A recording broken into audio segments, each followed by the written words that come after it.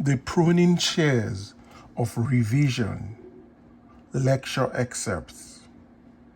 This morning's subject is the pruning shears of revision. I firmly believe that if you will wisely and daily use the pruning shears of revision, that you will find there is no objective beyond your ability to realize. And I mean that seriously. No objective beyond your ability to realize. I feel that this morning's subject, that this could be it. That if I never said another word, and you heard it, and believed it, and really used it, it will be the planting that will spread from us here that tomorrow could not undo. For it is magic, these pruning shears of revision. It really is not only the achievement of objectives, but if you do it daily, it will awaken in you the Spirit of Jesus, which is the continual forgiveness of sin. In this teaching, the sinner should always go free. You will never condemn him, for when the Spirit is awake in you, you will realize in him that there is no condemnation, only forgiveness. And forgiveness is not as man of the world thinks when he omits the actual execution of his revenge. What we mean by forgiveness is the identification of the order that he would forgive with the ideal that that order wants to embody in the world. And so we do to him what we expect or would like the world to do to us. So, whatever I myself would like to embody, that is the vision that I must hold of every man that I meet in my world. That no man is to be discarded. Every man is to be redeemed. And my life is the process whereby that redemption is brought about. And I do it by simply identifying the order with the ideal I want to externalize in my world. Now, we will go to the book of Genesis, chapter 2. It is said, quote, "And God placed man in the Garden of Eden to dress it and to keep it." Now, when you read the story, you think it happened thousands of years ago. I have come to tell you, it is now. You are now in the Garden of Eden, and you think you are shut out or banished. You are in it. And the garden is your mind. But you need, like every gardener, you need pruning shears. For you have slept, as you are told in that second chapter. Having slept, weeds have appeared in the garden, and the weeds are revealing themselves by the conditions and the circumstances of life. For your garden is always projecting itself on the screen of space, and you can see by looking carefully at your world what you allow to grow in the garden of God. But you have a mission. You have a purpose. It is not to amass a fortune, but you can do it if you want. It is not to be famous. It is not to be some mighty power, but simply to tend the garden of God. That's your purpose. You are placed in the garden to dress it and to keep it. That only the lovely things grow in the garden of God. Now, every man in the world is rooted in you, who look out and see that world. Every man is rooted in me. He ends in me, as I am, rooted in and end in God. Because they are rooted in me, they cannot bear other than the nature the root allows. So, he is in me, and any changes desired in the outer world can be brought about only if I change the source of the thing I see growing in my world. Quote, see yonder fields? Don't be surprised when you see sesamum. The sesamum was sesamum. The corn was corn. The silence and the darkness knew. So is a man's faith born. End quote. So, don't judge it, because you are the source of the thing that you are beholding.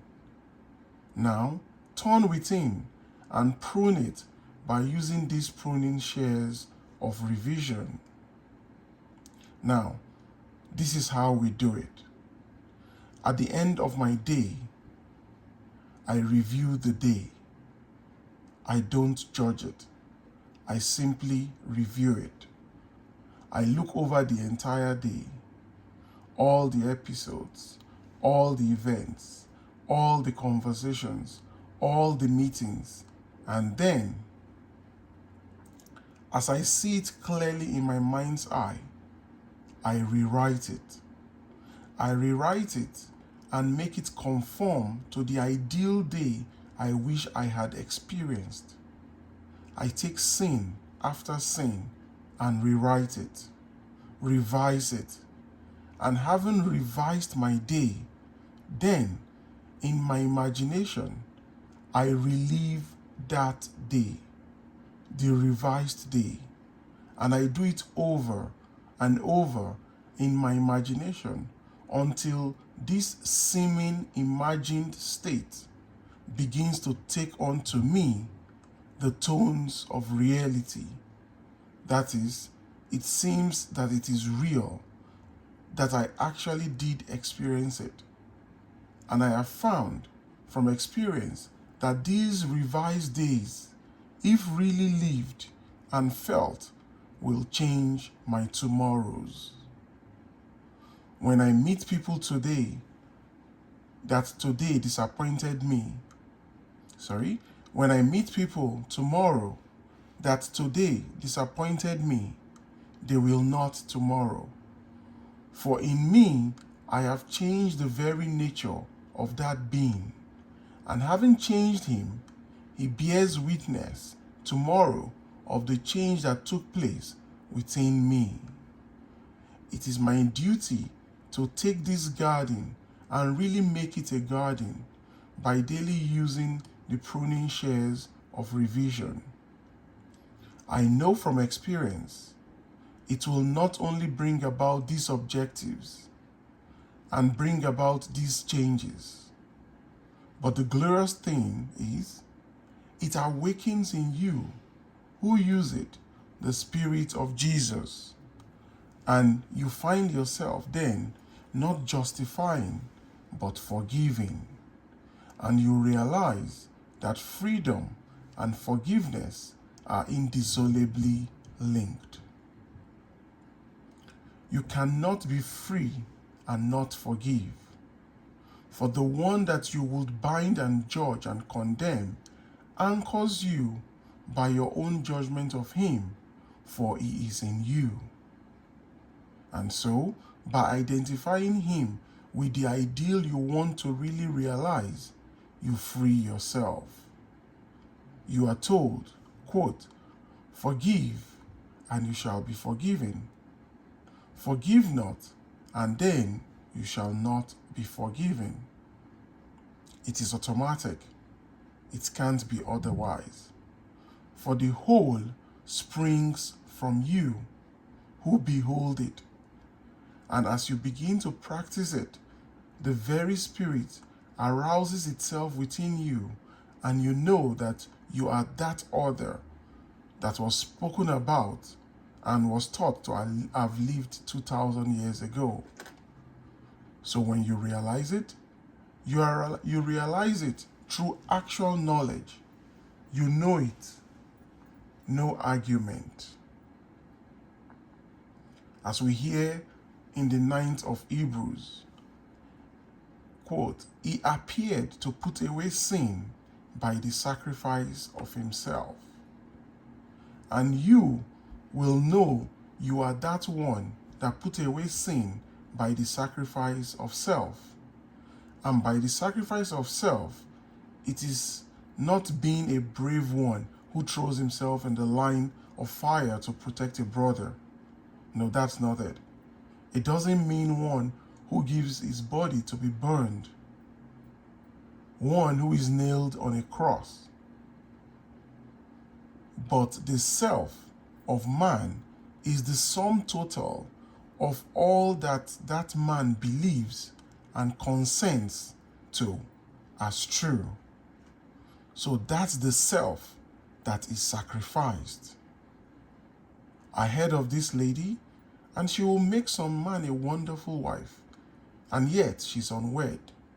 She's unmarried. She desires to be the companion of a great noble person, but she's unwed. I heard it. That becomes a part of myself. That's my knowledge. I must sacrifice that self, that aspect of my being be as happy as I am and those in my world are. For that's the self I must sacrifice and put away sin. For sin to the mystic means missing the mark. It doesn't mean the violation of certain codes, unless, of course, you have a mark and the violation fell short. But sin to the mystic is simply missing your aim in life and failing to realize it. So, when you miss the mark, you have sinned. So, he appeared to put away sin by the sacrifice of himself. And knowing that himself is only all that he consents to, all that he accepts, all that he believes to be true, then what am I believing concerning that one? He is unemployed and he can't find a job? I am believing it. Now, put away that sin where he is missing his mark. And then, by the putting away of the sin, I do it only by the sacrifice of myself. And myself is that belief. So now I revise.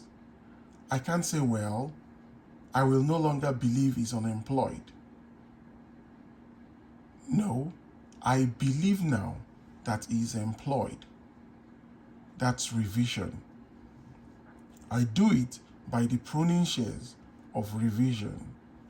I bring him before my mind's eye and I congratulate him on his good fortune because he is now gainfully employed. I allow him to accept my congratulations because I do not see a man unemployed. I see him employed, and he knows he is in my mind's eye, for in that state I have pruned him from the unemployed state and once more reshaped the branch that grows in the garden of God. Tomorrow, people will see him as they could not have seen him before the pruning that took place within me, and he will be gainfully employed. That one is unwell. You prune that branch. You don't accept anything in the world as final unless it conforms to the ideal you want to realize in the world. But you do it daily. If you do not prune it daily, you will get out of the habit. Then weeds will grow. Every man who really is a gardener, who calls himself a gardener in the garden of God, for every day is the opportunity to really prune the tree, this wonderful tree. So, everyone that you meet is the branch that is rooted in the vine, that you are that special tree in the garden of God. And so, everyone that you meet is a branch rooted in the vine that you are, and you are that special tree in the garden of God, a tree bearing life, a tree bearing fruit for the food of the nations. You are that one. If you take me seriously tonight, do not let the sun descend upon any vexation of the day.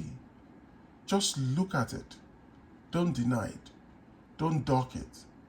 Look at it, that you may prune it and then reshape it. Take the conversations with your friend today. Were they pleasant? Were they arguments? No matter what it is, were they negative? Then rewrite the script and just imagine the conversation to have taken place that now you are rewriting for the first time. And it will take place. For everything in your world that you behold, though it appears without, it is within, in your imagination. And this wonderful imagination of yours is Christ Jesus. Imagination is the actual habitation of every created thing. No matter what you see in the world, it springs from your imagination. So that's where we go. That's the workshop, the garden of God. And now you have a mission. You have a purpose in life. It's a noble purpose because you have been selected to really become the chief gardener in the garden of God. And in the garden, you must have pruning shears. And pruning shears is revision. You simply revise. And as you revise the day, you repeal the day. For the day is not slipping into the past. It does not recede as people think. It is always advancing into the future to confront you, either pruned or in some strange weed-like state. So it's entirely up to us. I hope that you'll be able to tell me of the new things that spring in your world, or that spring from the prune tree that is your lovely imagination. You tried. Then you will know what Blake meant when he said, quote, "In heaven, the only art of living is forgetting and forgiving." End quote. The only art of living is complete forgetfulness by putting something in its place. No vacuum, but putting something in its place. So when you read these strange stories that you read in the daily press, you simply ignore them. They mean nothing. Men who are calling themselves leaders, shepherds of the flock, they excommunicate. Not just one religion, all religions. The leaders take it upon themselves to excommunicate, not knowing nothing is to be discarded. Not a thing in the world can you discard, for it is forever, but it can be pruned and made to conform to the ideal image. The man who will not revise his day either does not know how to, or he has lost the vision of that life into the likeness of which it is the true labor of the Spirit of Jesus that transformed this life. So you don't discard them. You take me this morning at my word. You owe me nothing. It costs you not a thing to come here this morning. You come You give me your time, and I give you my time. But you go out and try it. And start this day pruning that wonderful imagination of yours. Do you know someone that's evil?